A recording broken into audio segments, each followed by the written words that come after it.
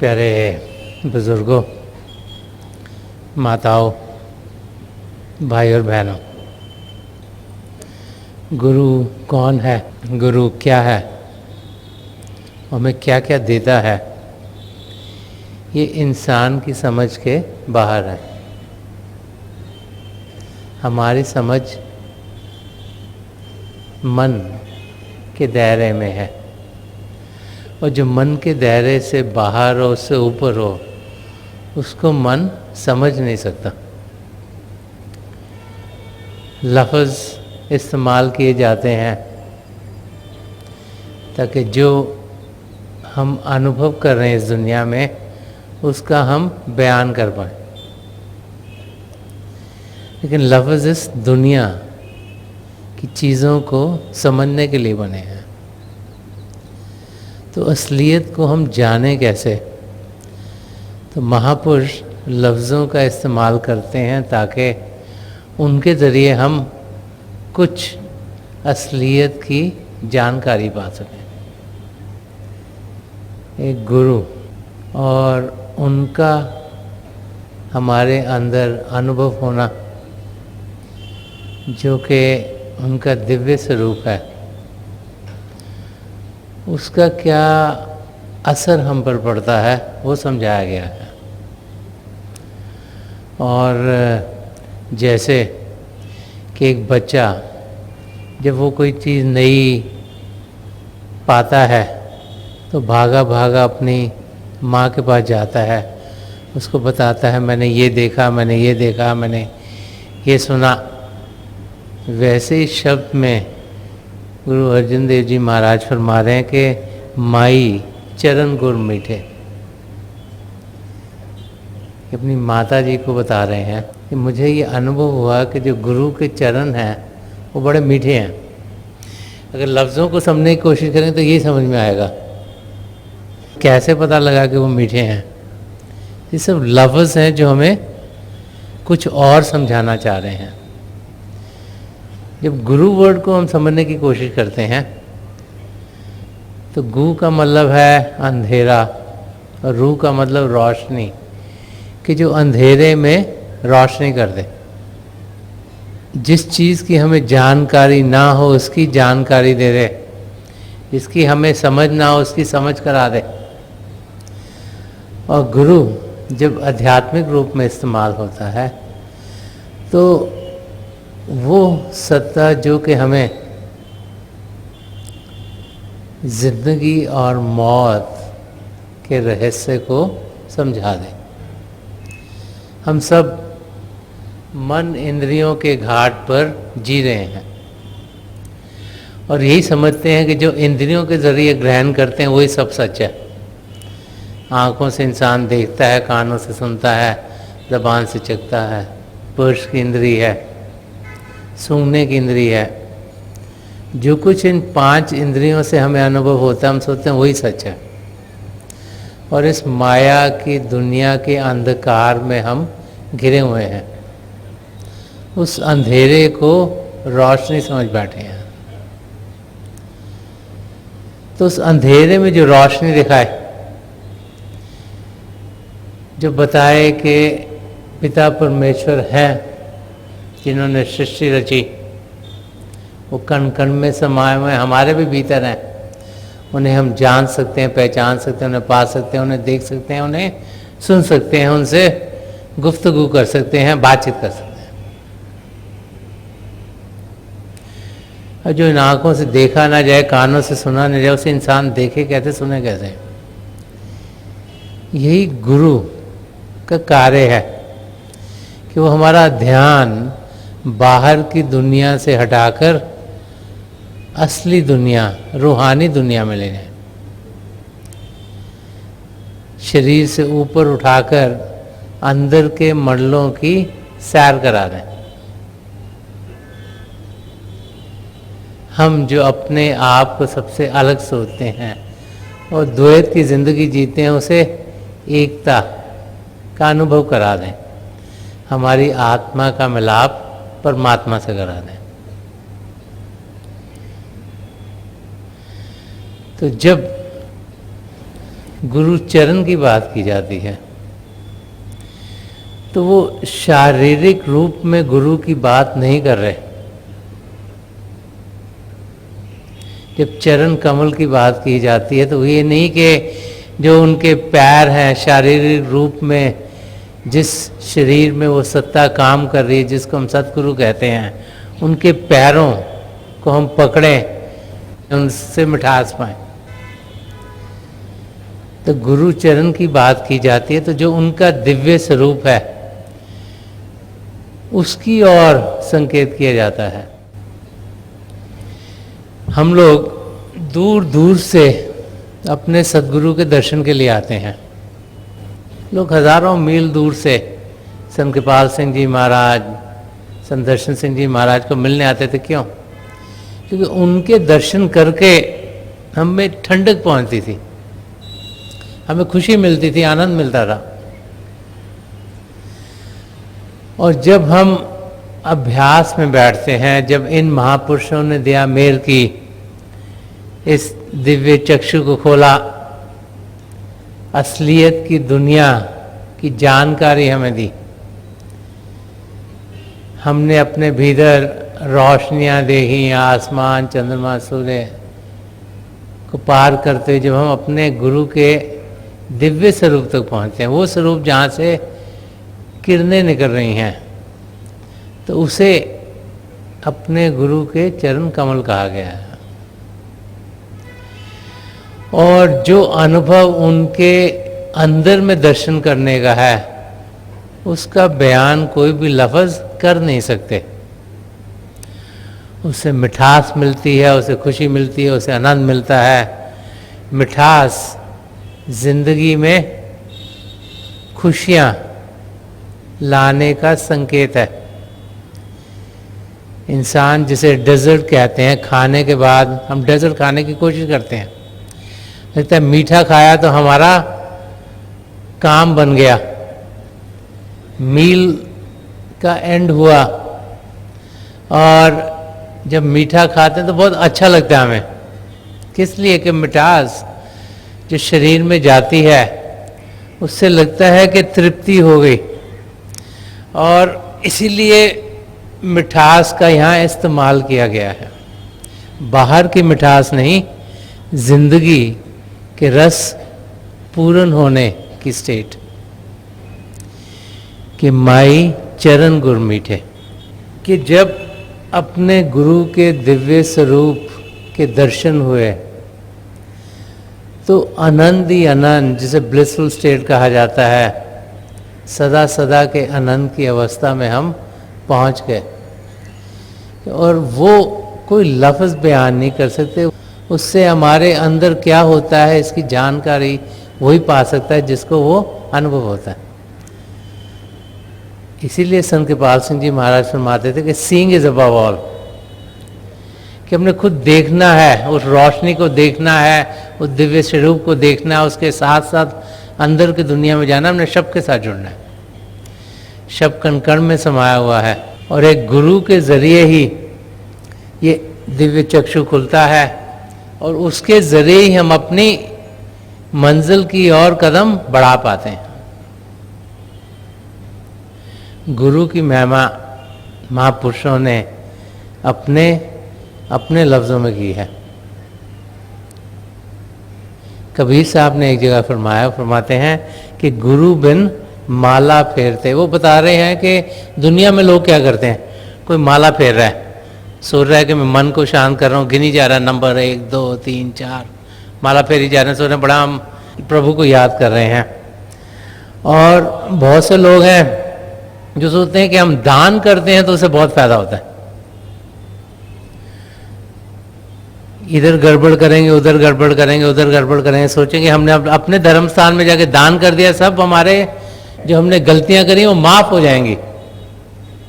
तो कबीर साहब फरमा रहे हैं कि गुरु बिन माला फेरते, कि जो माला अपने आप फेर रहा है इंसान, जो सोचता है खाली माला फेर के ही मैं कहीं पहुंच जाऊंगा, और गुरु बिन देते दान, जो लोग सोचते हैं कि हमने यहाँ पर दान दे दिया, वहाँ पर दान दे दिया और वहाँ पर दान दे, उनकी क्या हालत है फरमा रहे हैं कि गुरु बिन माला फेरते गुरु बिन देते दान, गुरु बिन दान हराम है, गुरु बिन दान हराम है, जाए पूछे वेद कुरान। कह रहे हैं कि अगर आप अपने धर्म ग्रंथों को ध्यान से समझने की कोशिश करोगे तो अगर आप दान भी दे रहे हैं और चीज़ें ऐसी कर रहे हैं जिसमें कि आपको कि गुरु की तरफ से कुछ आदेश नहीं, तो फिर वो सब बेकार है, उसका कुछ हमें फायदा नहीं होगा। क्यों नहीं होगा फायदा? क्योंकि ऑन और ओन अपने आप में हम सब सीमित हैं। इस दुनिया में हम सोचते हैं कि हम दिमाग से सब कुछ समझ सकते हैं, इसलिए इंसान पढ़ता लिखता है, दिमाग को तेज करता है, जनरल नॉलेज बढ़ाने की कोशिश करता है। लेकिन अगर देखें तो वो सब चीज़ें सिर्फ इस दुनिया की जानकारी की हैं। जो चीज़ हमारे दिमाग के दायरे से बाहर हो उसको दिमाग कभी समझ नहीं पाएगा। इसीलिए बार बार यही समझाया जाता है कि जब हम जिंदगी के मकसद को पूरा करने की ओर ध्यान देते हैं तो हमें मदद चाहिए, आध्यात्मिक रूप से मदद चाहिए। और इसीलिए वो जो हमारी सर्च है, एक जिज्ञासु जब ढूंढता है तो यही समझाया जाता है कि वो ऐसे महापुरुष के चरण कमलों में पहुँचे जो कि उसे अपनी मंजिल तक पहुँचा दें। क्योंकि जहाँ तक हमारे गुरु जा सकते हैं वो वहाँ तक ही किसी और को समझा सकते हैं। संत कृपाल सिंह जी महाराज ने एक गॉड मैन, एक पूर्ण महापुरुष क्या है उसकी कैरेक्टरिस्टिक्स, एक किताब उन्होंने जो गॉड मैन लिखी थी उसमें खोल खोल के समझाई है कि हम ढूंढें, अच्छी तरह से ढूंढें, यहाँ जांच पड़ताल करें, वहाँ जांच पड़ताल करें, वहाँ जांच पड़ताल करें, क्या क्या लक्षण होने चाहिए हमारे सदगुरु में, उन्हें ध्यान से जाने पहचाने। और फिर जब हमारी पूरी तसल्ली हो, तसल्ली कब होनी चाहिए? जब अंदर में कुछ अनुभव हो। बाहर की चीज़ों की ओर ना जाते हुए अंदर की दुनिया में जब हम बढ़ेंगे तभी असलियत के रास्ते पर हम बढ़ पाएंगे। तभी हमें जो इस माया की दुनिया का अंधेरा है वो दूर होता हुआ दिखाई देगा। तभी जो पर्दे मन माया के हमारे ऊपर पड़े हैं वो हटेंगे। और बहुत से महापुरुषों ने बार बार बार यही अपने अपने लफ्ज़ों में समझाया है। गुरु नानक देव जी महाराज फरमाते हैं कि सद्गुरु मिले अंधेरा जाए। जब तक सद्गुरु मिलेगा नहीं अंधेरा जाएगा नहीं। और अंधेरा इतना गाढ़ा है कि उसमें हम और फंसते चले जाते हैं, और धंसते चले जाते हैं, और गुम होते चले जाते हैं। कि सद्गुरु मिले अंधेरा जाए, जय देखा था रहे समाये।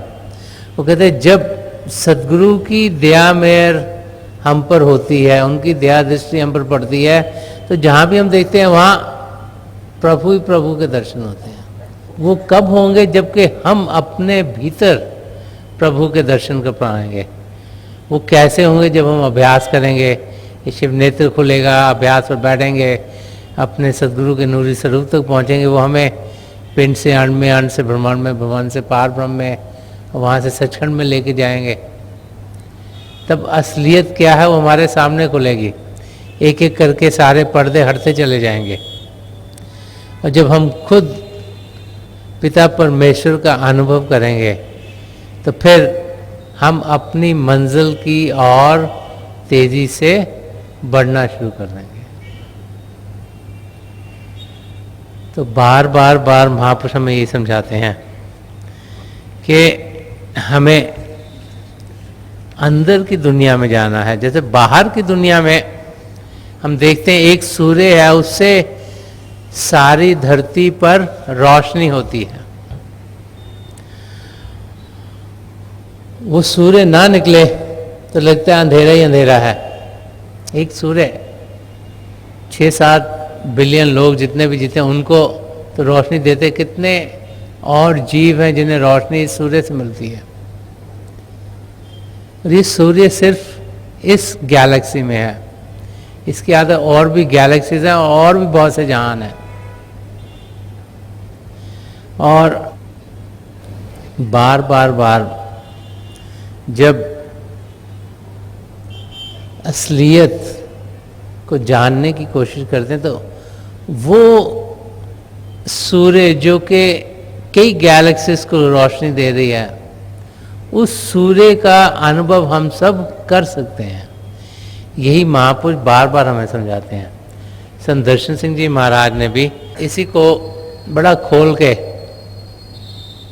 अपने लफ्ज़ों में समझाया है। उन्होंने बहुत कुछ रूहानियत के बारे लिखा, उर्दू भाषा में लिखा। वो फरमा रहे हैं कि जो प्रभु की सत्ता है वो क्या है, जो असलियत है वो क्या है, जो शब्द है जैसे नाम कहा गया, कलमा कहा गया, जो हमारे सदगुरु से मदद मिलती है, वो जो उस सत्ता से जोड़ देते हैं वो है क्या सब कुछ। तो समझा रहे हैं कि जो रूह बन के समा जाए हर रगो पै में, तो फिर ना शहद में लज्जत ना सागरे में। वो कह रहे हैं जो प्रभु की सत्ता है वो हम सब के अंदर समाई हुई है, हमें इस समय समझ में नहीं आ रहा, उसकी जानकारी नहीं है। ये बड़ी बड़ी लाइटें अगर इनके ऊपर मोटे मोटे पर्दे पड़े तो कोई रोशनी दिखाई नहीं देगी, लेकिन एक एक करके पर्दे हटा दिए जाएं तो रोशनी खुद ब खुद दिखेगी। तो कह रहे हैं कि वो हर एक चीज में है। रूह जिसे फिजिकल वर्ल्ड में हम देख नहीं पाते, सुन नहीं पाते, वो शरीर में है, लेकिन इन आंखों से दिखती नहीं, इन कानों से सुनती नहीं, इस करके उसका हमें कुछ अनुभव नहीं। जब वो शरीर को सदा सदा के लिए छोड़ देती है, हम कहते हैं इंसान की मौत हो गई, तो कुछ तो जान है, कुछ चीज़ है इस शरीर में जो हमें जीवित रखती है, वो हमारी आत्मा है, उसका हम अनुभव कर सकते हैं। महापुरुष हमें बार बार बार यही समझाते हैं कि जो रूह बन के समा जाए हर रगो पै में, तो फिर न शहद में। तो समझा रहे हैं जब उस रूह का हम अनुभव करते हैं, जब शरीर से ऊपर उठते हैं, अभ्यास करते हैं और अपने आप को शारीरिक रूप में नहीं लेकिन आध्यात्मिक रूप में अनुभव करते हैं, तो उस अनुभव का जो आनंद है उससे क्या होता है कि तो फिर ना शहद में, इंसान सोचता है कि हनी जो शहद है इसमें बहुत मिठास है, कि ना शहद में लज्जत, ना सागरे में, ना शराब के प्याले में। लोग सोचते हैं कि बड़ा उन्हें एक्साइटमेंट मिलती है, बहुत मजा आता है। तो फरमा रहे हैं कि जब उस शब्द के साथ जुड़ते हैं तो बाहर की जो भी चीज है उन सब की मिठास फीकी लगनी शुरू हो जाती है। जो आनंद हमें अंदर में असलियत के साथ जुड़ने में मिलता है, उसका मुकाबला बाहर की कोई भी चीज कर नहीं सकती। और वो है क्या, वो समझा रहे हैं कि वही है सांस के पर्दे में, लहन में, लय में, कि वो जो शब्द है, जो सत्ता है, वो है क्या, कि जिसे शब्द कहा गया, होली वर्ड कहा गया, नाम कहा गया, धुर की वाणी कहा गया, नाद कहा गया, वो क्या है कि वही है सांस के पर्दे में। अब सांस कह दीजिए इंस्ट्रूमेंट्स, तो इंस्ट्रूमेंट से क्या होता है, संगीत निकलता है। तबला बजाओ बीट्स निकलती हैं, हारमोनियम बजाओ संगीत निकलता है। वो जब आप तबला देखोगे तो उसको देख के लगेगा नहीं कि इसमें से कुछ ताल निकल सकती है। जब उसे कोई बजाता है तो उसमें से ताल निकलती है। अगर हारमोनियम पड़ा हुआ हो तो उसमें से कुछ आवाज़ नहीं निकल, जब उसे कोई बजाएगा, चलाएगा तो उसमें निकलेगी। वही हालत हमारी, हमारी आत्मा हमारे अंदर है। जब तक हमारे गुरु की दिव्य दृष्टि हम पर पड़ती नहीं, वो क्या है उसका हम अनुभव नहीं कर पाते। वही है सांस के पर्दे में, जैसे सांस के अंदर से म्यूजिक निकलता है, वैसे ही हमारे अंदर से वो आत्मा का हम अनुभव कर पाते हैं। लहन में, लय में, कि जैसे नदी के अंदर लहर है और जब समुद्र चलता है तो लहरें तब भी अनुभव होती हैं इंसान को, कि वही है सांस के पर्दे में, लहन में, लय में, कि भी सागर में भी वही है, पानी में भी वही है, दुनिया की हर चीज में वो है। उसी की जात की परछाइयां हर एक शय में, कि हर एक जीव के अंदर वो सत्ता है। प्रभु ने जो कुछ बनाया उस सबके अंदर प्रभु की सत्ता है। आजकल के ज़माने में जो बड़ा साइंटिफिक ज़माना है, बहुत से साइंटिस्ट कोशिश कर रहे हैं जानने की कि ये धरती बनी कैसे है। उन्होंने मैटर को तोड़ा, molecules, atoms, proton, neutrons, electrons, वो सोचते थे ये सब सॉलिड हैं। अभी और जैसे रिसर्च हुई, बड़ी बड़ी मशीनरी और बनाई, तो अब वो कह रहे हैं कि जो छोटे से पार्टिकल उनको और तोड़ा, उसको कोर्क्स कहते हैं, कि 12 किस्म के कोर्क हैं और उनके अंदर हर समय हलचल हो रही है, एक शब्द सा चल रहा है, एक मूवमेंट है। और महापुरुषों ने हजारों साल पहले हमें ये समझाया कि शब्द कण कण में समाया हुआ है। तो यहाँ संत दर्शन सिंह जी महाराज फरमा रहे हैं वही है सांस के पर्दे में, लहन में, लय में, उसी की जात की परछाइयां हर एक शय में, कि वो कण कण में समाया हुआ है शब्द। पिता परमेश्वर हमसे दूर नहीं, हम सबके भीतर ही हैं, हमारे अंग संग हैं, हमारे इर्द गिर्द हैं, हम उन्हें देख नहीं पाते क्योंकि हमारी अंदरूनी आंख खुली नहीं है, बाहर की आंखें खुली हैं, बाहर के कान खुली हैं, इसी के जरिए हम सारी जिंदगी गुजार रहे हैं। जब तक किसी पूर्ण महापुरुष की नजर कर्म पड़ेगी नहीं, ये ब्रिज कवाड़ खुलेगा नहीं। जब तक ये खुलेगा नहीं, अंदर के मंडलों में हम जाने के लायक नहीं होंगे। असलियत क्या है उसकी हमें जानकारी नहीं होगी। यही यहाँ हमें महापुरुष समझा रहे हैं और संत दर्शन सिंह जी महाराज फरमा रहे हैं कि उसी की जात की परछाइयां हर एक शय में।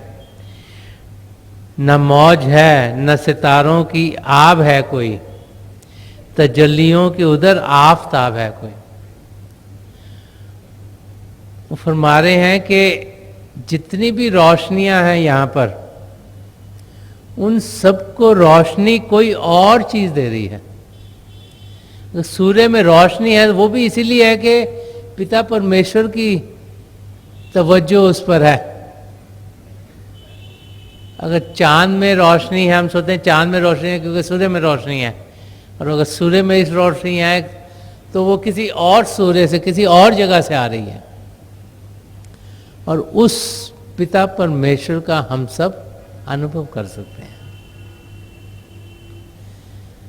अगर हम इस शरीर से ऊपर उठ पाए, अगर मन इंद्रियों के घाट से ऊपर जा पाए।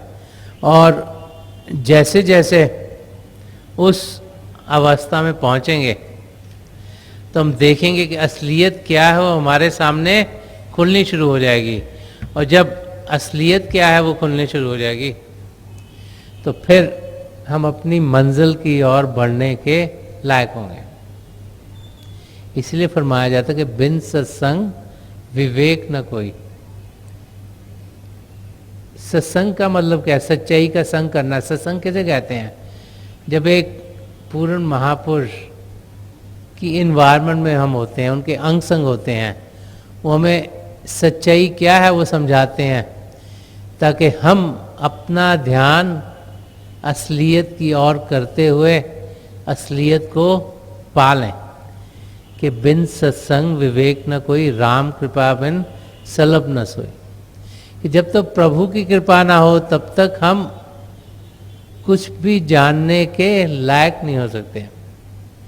वही यहाँ पर गुरु अर्जन देव जी महाराज फरमा रहे हैं कि माई चरण गुर मीठे, और आगे फरमा रहे कि वड्डे पाग देवे परमेश्वर, कोट फला दर्शन गुड्डी थे, वो तो हमारे भाग जाग गए। पिता परमेश्वर हम पर दयालु हो गए, कृपालु हो गए।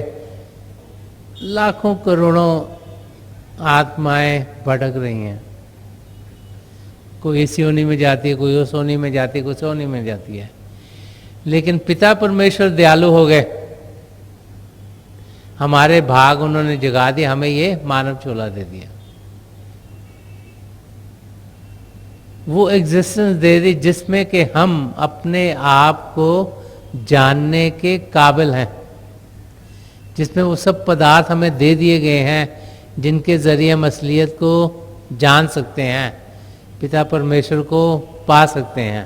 इसलिए फरमा रहे हैं कि वड्डे भाग देवे परमेश्वर, कि पिता परमेश्वर ने भागों को जगा दिया। कोट फला दर्शन गुड्डी थे कि हमें एक पूर्ण महापुरुष के चरण कमलों में भेज दिया, उनके दर्शन करवा दिए, उनकी नज़दीकी दिखा दी, ताकि हम अपनी मंजिल की ओर बढ़ सकें। उन्होंने कृपा की, दिव्य चक्षु को खोला, शरीर कैसे शांत हो, मन कैसे शांत हो, वो हमें समझाया।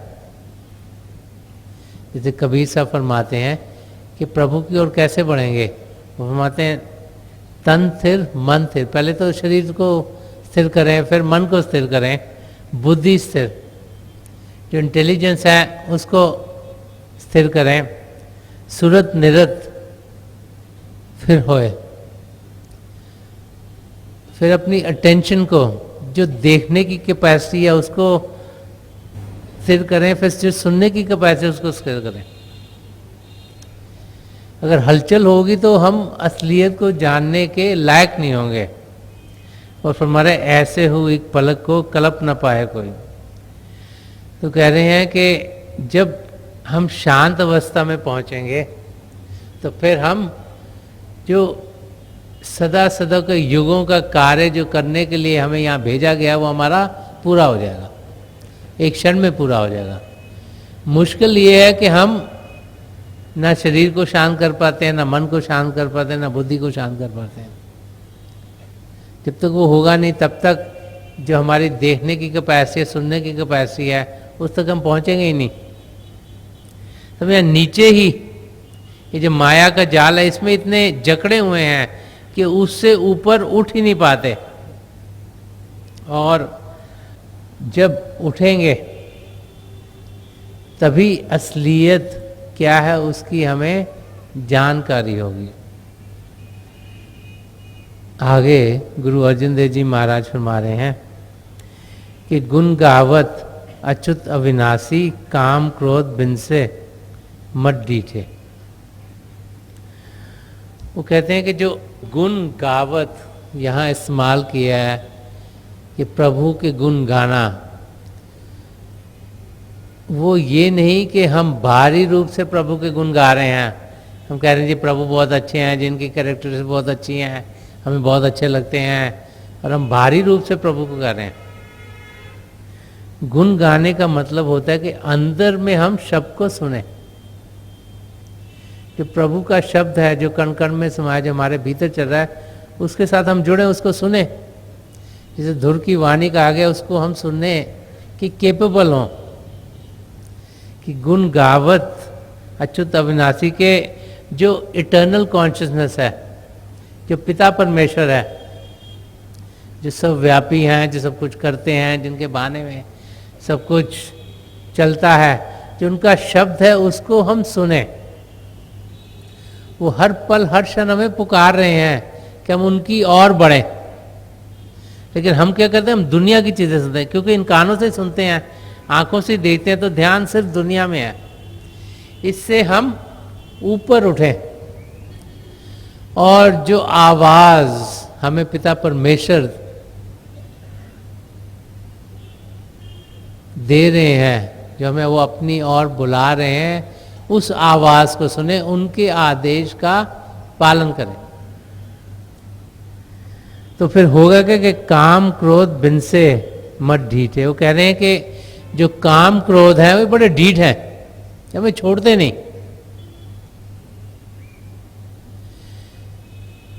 जब कोई वासना पूरी होती है तो हमारी ईगो हमारे हो में बढ़ जाती है, जब पूरी नहीं होती तो हमें क्रोध आ जाता है।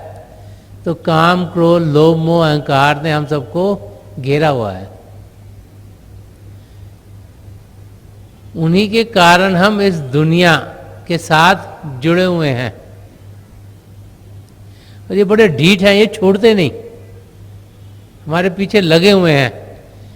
जब तक किसी पूर्ण महापुरुष की नजर कर्म होगी नहीं, इससे हमें छुटकारा नहीं मिलेगा। जब तक इनसे छुटकारा नहीं मिलेगा, हम इस दुनिया के साथ जुड़ते रहेंगे। उनसे हमें परे होना है, अपनी मंजिल की ओर बढ़ना है। इसलिए यहाँ समझा रहे हैं कि जब हम शब्द के साथ जुड़ेंगे, वहाँ से इतनी मिठास मिलेगी, इतना आनंद मिलेगा कि बाहर की चीज़ों से लगाव खुद ब खुद हटता चला जाएगा। तो इस शब्द के ज़रिए गुरु अर्जन देव जी महाराज हमें समझा रहे हैं कि हम नाम के साथ जुड़ें, शब्द के साथ जुड़ते हुए अपनी मंजिल की ओर पहुँचें, अपने सदगुरु के दर्शन अपने अंदर करें। फरमा रहे कि माई चरण गुर मीठे, कि जो हमारे गुरु का दिव्य स्वरूप है, उससे इतनी मिठास मिलती, इतना आनंद मिलता है, उसका कोई मुकाबला नहीं। कि हम उस स्वरूप के दर्शन करते हुए, उसके अंग संग होते हुए अपनी मंजिल की ओर कदम बढ़ाएं। तो आज के दिन जबकि हम सब यहाँ कृपाल बाग में इकट्ठे हुए हैं, मेरी पिता परमेश्वर से और जो पिछली सेंचुरी के महापुरुष हैं हजूर बाबा सावन सिंह जी महाराज, परम संत कृपाल सिंह जी महाराज और दयाल प्रसन्न दर्शन सिंह जी महाराज, उनके चरण कमलों में यही प्रार्थना है कि जिस मकसद से हम सब यहाँ आए हैं, जो अपने आप को जानना और पिता परमेश्वर को पाना है, वो हम सब के लिए पूरा हो। वो भाई बहन जिन्हें नाम की देन मिल गया है, वो भाई बहन बड़े खुशकिस्मत हैं। उनके सद्गुरु उनके भीतर यहाँ दिव्य चक्षु पर बैठे हुए हैं। अब ये हमारा कार्य है कि हम अंदर की दुनिया की ओर बढ़ें, उनके दर्शन करें, ताकि वो हमें इस शरीर से ऊपर ले जाएं और अंदर की दुनिया की सैर कराएं, ताकि हम अपनी मंजिल को इसी एग्जिस्टेंस में पा लें।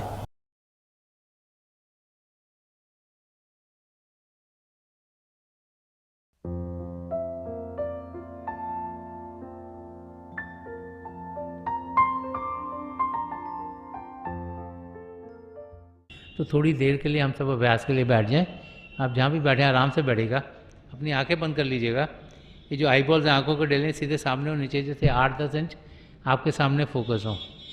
तो आंखें बंद करते ही वो भाई बहन जिन्हें नाम की देन मिली है, आप सिमरन कीजिएगा। और वो भाई बहन जो यहाँ नए हैं, आप पिता परमेश्वर के किसी भी जाति नाम का जाप कर सकते हैं। जाप मन ही मन करना, ऊंचा नहीं दोहराना। आपके सामने रोशनी खुलनी शुरू हो जाएगी। शुरू में हो सकता है रोशनी के चिन्ह हो, रोशनियाँ टिकी हुई हों, रोशनियाँ किसी भी रंग की हो सकती हैं, लाल, पीला, नीला, हरा, संतरी, सफ़ेद, कोई भी रंग हो। जो कुछ भी दिखता है उसके बीच में देखिएगा और बहुत से नज़ारे आपको देखने में मिलेंगे। मेरी प्रभु के चरण कमलों में जो पिछली सेंचुरी के महापुरुष हैं हजूर बाबा सावन सिंह जी महाराज, परम संत कृपाल सिंह जी महाराज, दयाल पुरुष दर्शन सिंह जी महाराज की चरण कमलों में यही प्रार्थना है कि जो जो हम सबके लिए बेहतर हो वही हमारी ज़िंदगी में ढले। इन महापुरुषों की इतनी दया में रहो कि हम सब के साथ जुड़ें और अपने भीतर प्रभु की ज्योत के दर्शन कर पाएँ। थोड़ी देर में मैं आपको इस बैठक से उठाऊँगा और मेरी शुभकामनाएं आप सबके साथ हैं।